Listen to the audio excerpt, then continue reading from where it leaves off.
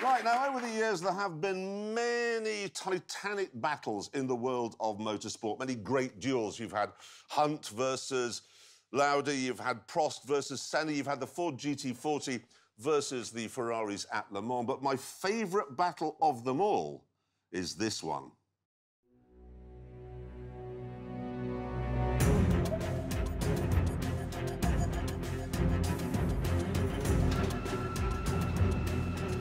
Back in 1977, Audi was developing this four-wheel drive vehicle for the German military, and they had a bit of a thought. They wondered if its four-wheel drive system could be made to work in an ordinary family car. And so, under the cover of darkness at a quarry in a remote corner of Germany, they began secret tests. And straight away, it was obvious that with all four wheels being driven, the family car had an enormous amount of grip. This meant it could go round corners on loose surfaces like that much faster. And that, they reckoned, would make it good at rallying.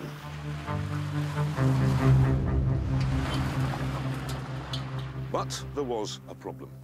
What I've got here is the 1979 Motor Racing Rulebook.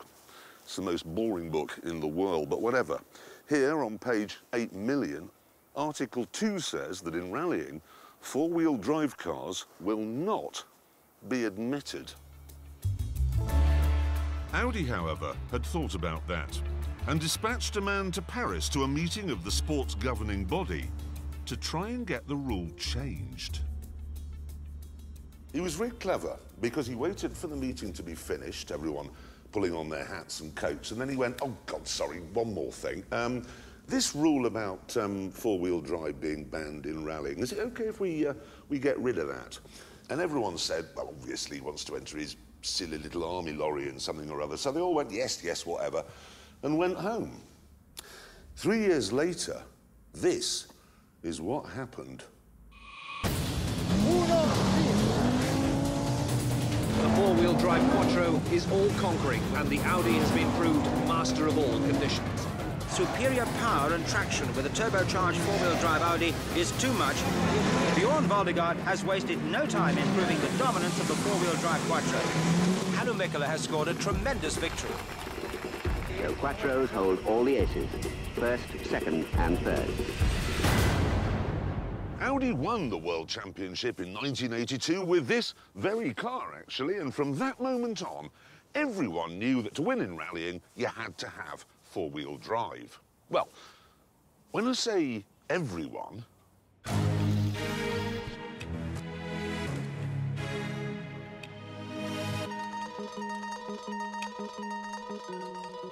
this was Lancia's answer to the Quattro, the two-wheel drive 037.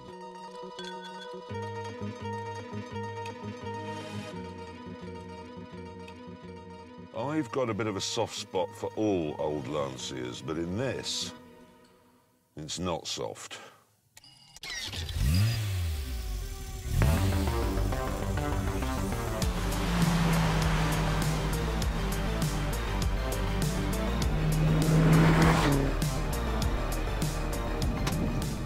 This is everything I was expecting it to be. Pops, bangs, lumpy petrol, a dashboard dominated by this enormous and very well-used ashtray. Completely Italian. Honestly, it is dainty as a dandelion seed caught in a summer breeze and as agile as a water boatman. I mean, that was... Oh, that was just glorious through there. Glorious. It feels highly strung. Feels like a thoroughbred. It's fast as well. Oh, wow, what a thing this is. On a dry track, then, or in a beauty contest, the 037 would thrash the Quattro any day of the week. But in the rough and tumble, crash-bang-wallop world of rallying, not a chance. What's more, Audi was backed by the industrial might of Volkswagen. It was efficient and organised. This was the team boss, Roland Gumpert. And look at him, a hands-on, bearded German doctor of engineering. Lancia's team boss, meanwhile, well, he was a bit different. His name was Cesare Fiorio, and he liked girls and powerboat racing. Also, he was running a team staffed by Italians, on a shoestring. And then there were the drivers. Audi had Hannu Mikkola and Stig Blomqvist and Michel Mouton. En bas, que je vois rien, en bas. Who had won 21 rallies between them. Quattro was the car on everybody's lips, you know, in rally business. And of course, we were developing the car all the time. It was getting better and better. We were well funded, you know, and that time it was a big team. Lancia, meanwhile, had Marco Alain and Walter Röhrl, who was brilliant, but said he didn't want to compete in every event and didn't want to be world champion. I told them, listen, I want to win Monte Carlo. I like Corsica, I like Acropoli, I like New Zealand, I like San Remo. I only do these 5 or 6 beautiful rallies and nothing more. I am not interested to win any more the World Championship title. I want to be a normal man, not something special. And if we're always in the newspaper and everywhere, of course you're never alone because people standing in front of a house and I don't like her. So, Audi had 4-wheel drive, a proven car, a team staffed by Germans, a hands-on boss, and a squad of world-class drivers who were motivated and on it. Lancia, meanwhile, had a budget of £3.75, 2-wheel drive, a powerboating playboy at the helm, and a part-time driver who didn't want to be world champion. However, Lancia did have one ace up its sleeve. They'd been in rallying for ages. They'd won the championship 4 times with cars like the Fulvia and then the Stratos. So although their powerboating team boss looked like a playboy, he knew all the tricks. For example, the rules said that before you could enter a car in a rally, you had to build at least 400 examples which could be sold as road cars to customers. Now, obviously, when officials from the sports governing body turn up to check you've done that, they are going to notice if you've only made 200. So you say yes. But you see, this car park was full. So the other 200 are in a car park on the other side of town. And then you say, let's go and count those now. And on the way, why don't we stop off for a spot of lunch? You then make sure the lunch goes on for a very long time. You have a starter, a main course. So turned it into candles for 3 days, got into port. Pudding, cheese. Well, when I say reverse, careered backwards. Mince, more cheese. Shame to waste the bottle. And then afterwards, you take them to another car park, which contains, miraculously, the other 200 cars. Then you had the cars themselves. The rules say they must be fitted with roll cages. But roll cages are heavy, they'll slow you down. So why not use something like this instead? It looks like a roll cage, it would pass a visual inspection every day of the week, but actually, it's made from cardboard. Look. I'm not saying Lancia actually did that. But if you examine these crashed 037s, you can see they weren't exactly strong.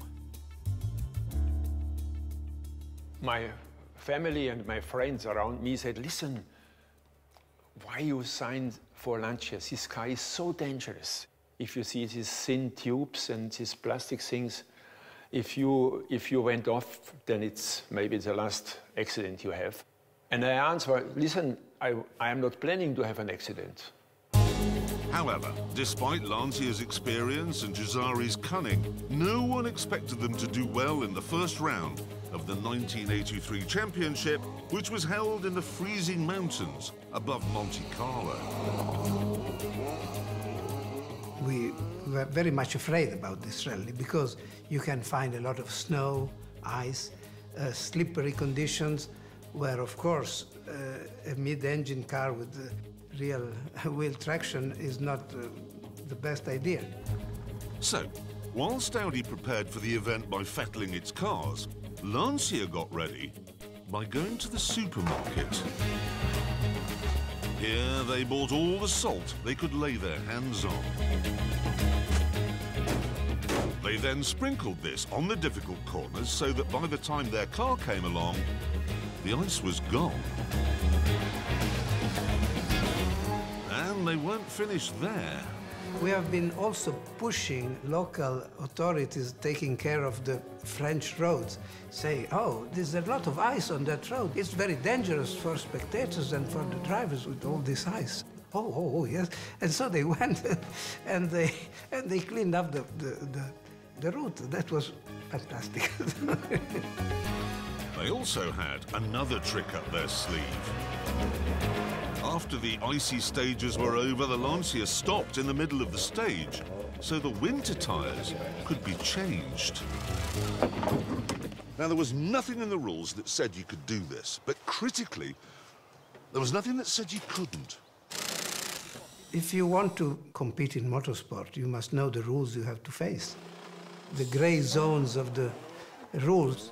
And it's always a big fight, but you must try to be a bit clever.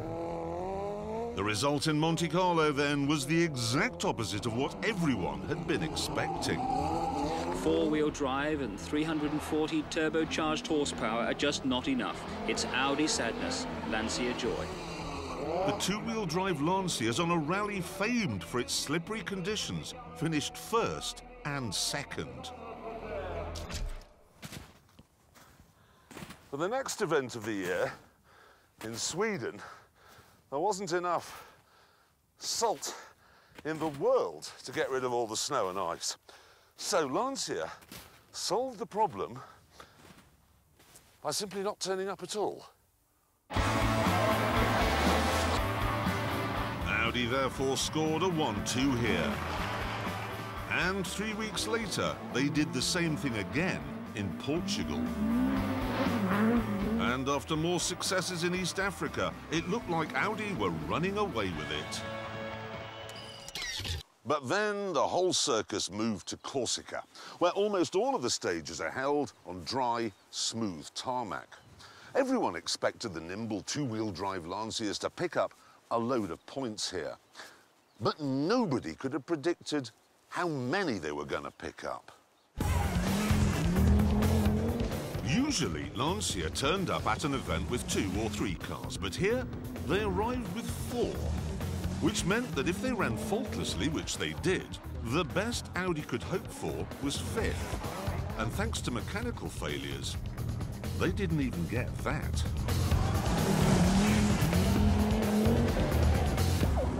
With our speed, it's just like holiday. So, Lancia, with its salt and its tyre-changing antics and its flexible approach to how many cars were in the team, was back on top of the leaderboard. But then, the whole circus moved to the roughest and toughest event on the European calendar. Greece. Here, everyone knew the rough roads would cause mechanical issues. There would be breakdowns, and there were. But amazingly, they were all Audis. For Lancia, it's an impressive victory. Rawl has again driven superbly. And I won Acropoli in a Lancia. That was a result I never expected, that we even can come to the finish, because I was thinking maybe the Lancia is too light to stay in one piece for Greece. The year wore on, with both teams always in contention for the championship. But then, it was time for everyone to head for the bumpy hell of Finland, and Lancia had a problem. Walter Röhrl refused to go. I didn't like to go to Finland because I don't like jumps. Because, you know, if I want to fly, I would be a pilot and not sitting in a car. That's no way.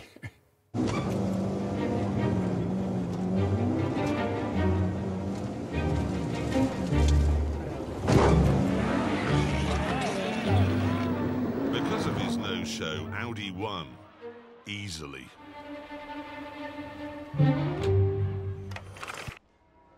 However, with only 3 rounds left, it was mathematically possible for Lancia to win the World Championship in San Remo. And that's something they really wanted to do because San Remo, well, that's Italy.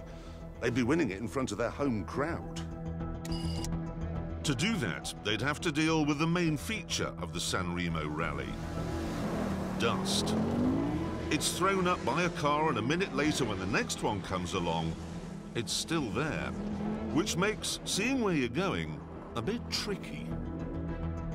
To try and make everything better, they fitted a team van with brushes and sent it up the course. But this didn't really work, so the drivers came up with a cunning alternative. On one stage, a minute after the German car had set off and the Lancia was supposed to go, it didn't move. So the starter went over to see what was wrong. I'm really sorry, my belt, I don't know how it's happened, it's come undone. I know, I should have done this before we came to the start line. It's my bad, really. Oh, no, they've all come undone. I feel like such an idiot. I just need to... By the time the problem had been solved, the dust, luckily, had all gone. Right, we're good to go now. Oh, no, the door. Oh, there it is. Annoyingly, the officials quickly put a stop to this boss hoggery. So, if Lancia was going to win here, on gravel, it would all be down to the skill of the driver. And boy, did Walter Röhrl rise to the occasion.